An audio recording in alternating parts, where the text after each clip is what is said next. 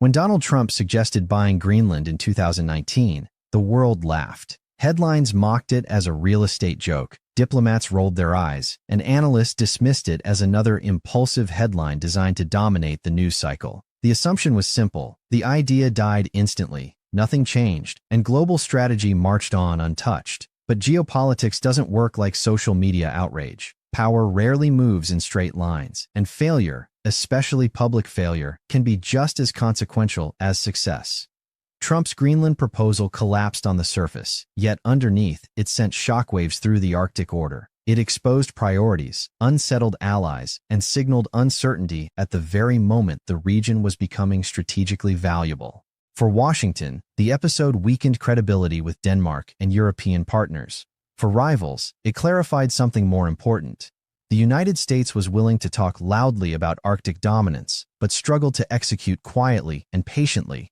That gap between ambition and follow-through is where opportunities form.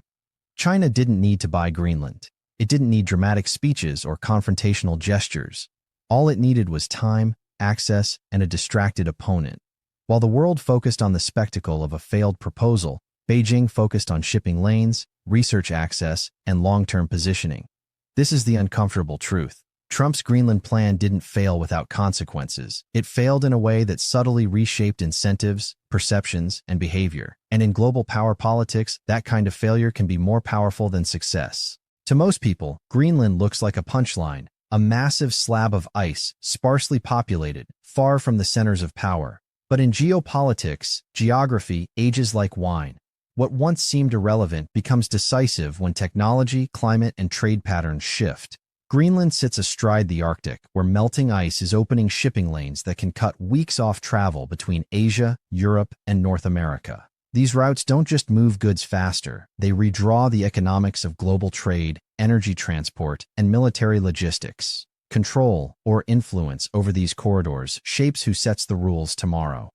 Beneath Greenland's ice lie rare earth minerals critical for semiconductors, electric vehicles, and advanced weapons systems. In a world where supply chains are weaponized, access matters as much as ownership.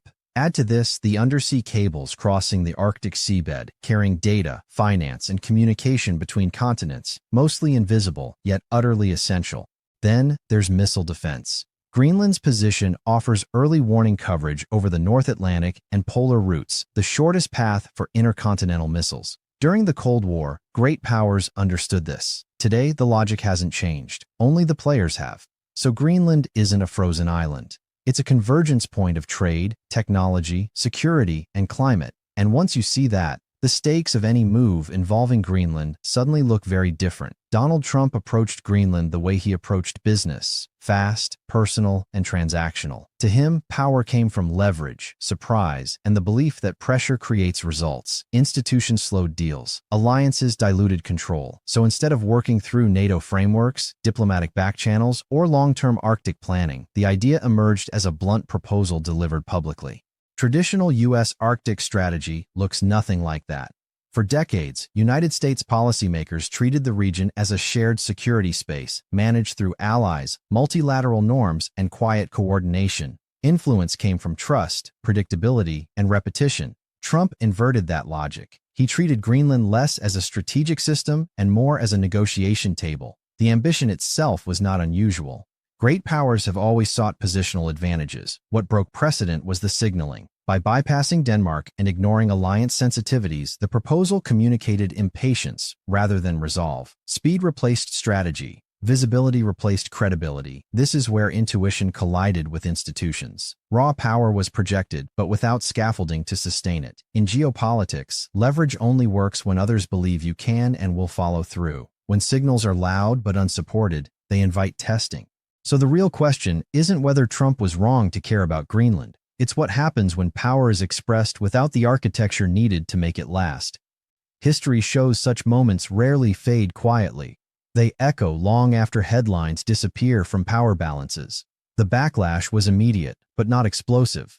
Denmark responded defensively, canceling visits and reasserting sovereignty, While European partners quietly questioned Washington's reliability, the intended signal of strength was interpreted as volatility. Instead of leadership, allies saw uncertainty. In alliance politics, perception matters more than intention. Arctic cooperation depends on trust, because no single state controls the region alone. When that trust fractures, even briefly, coordination slows. Projects stall. Conversations move behind closed doors, without Washington in the room.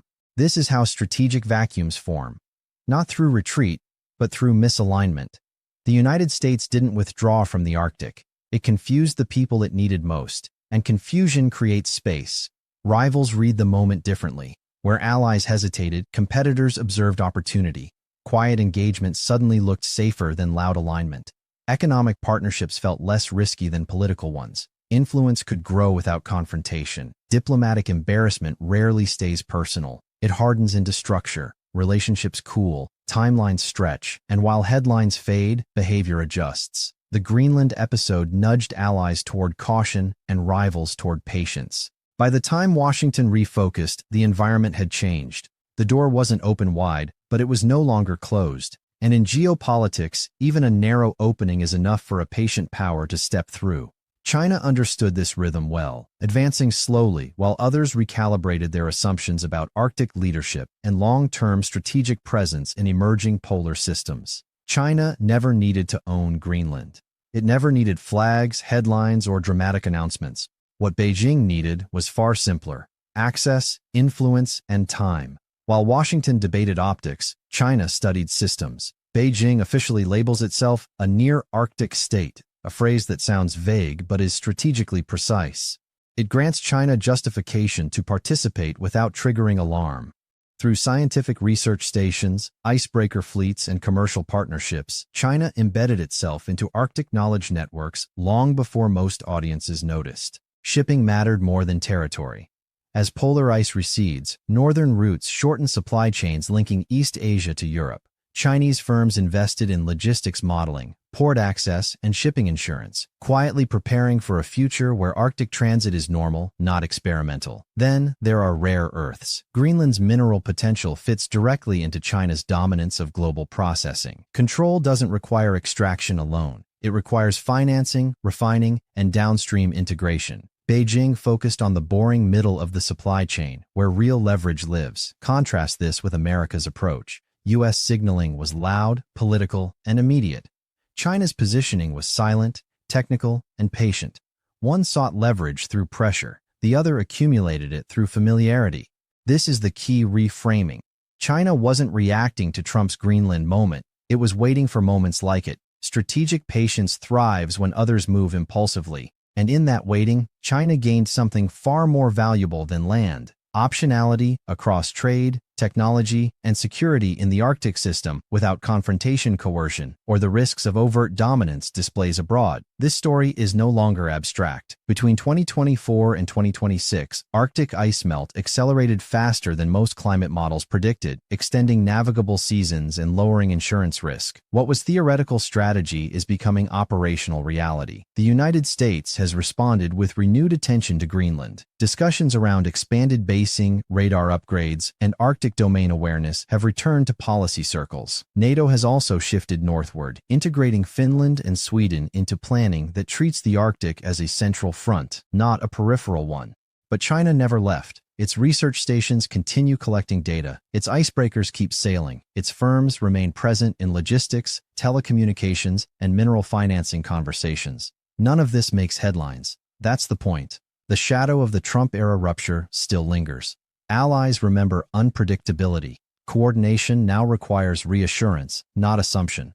Time lost then cannot be fully recovered now. This is why Greenland matters today. The choices made years ago shaped who moved quietly and who hesitated publicly. As ice retreats and competition intensifies, the Arctic is no longer tomorrow's chessboard. It is today's. The urgency is real. Power shifts don't announce themselves with speeches. They unfold slowly, then suddenly, leaving those focused only on headlines reacting to structures already set in ways that reward patience, planning, logistics, and institutional memory over spectacle, speed, and short-term politics alone. Greenland is not an anomaly. It fits a familiar historical pattern.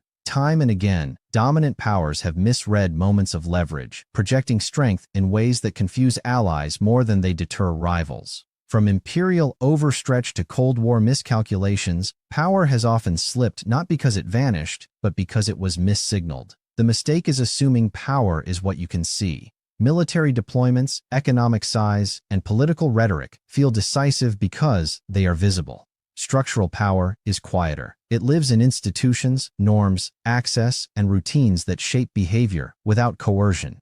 Countries that control standards, supply chains, and coordination forums often win without confrontation. Greenland sits in this tradition. The loud assertion of interest created uncertainty, while quieter actors focused on embedding themselves into systems that endure. No confrontation was needed. No red lines were crossed. The shift happened beneath the surface.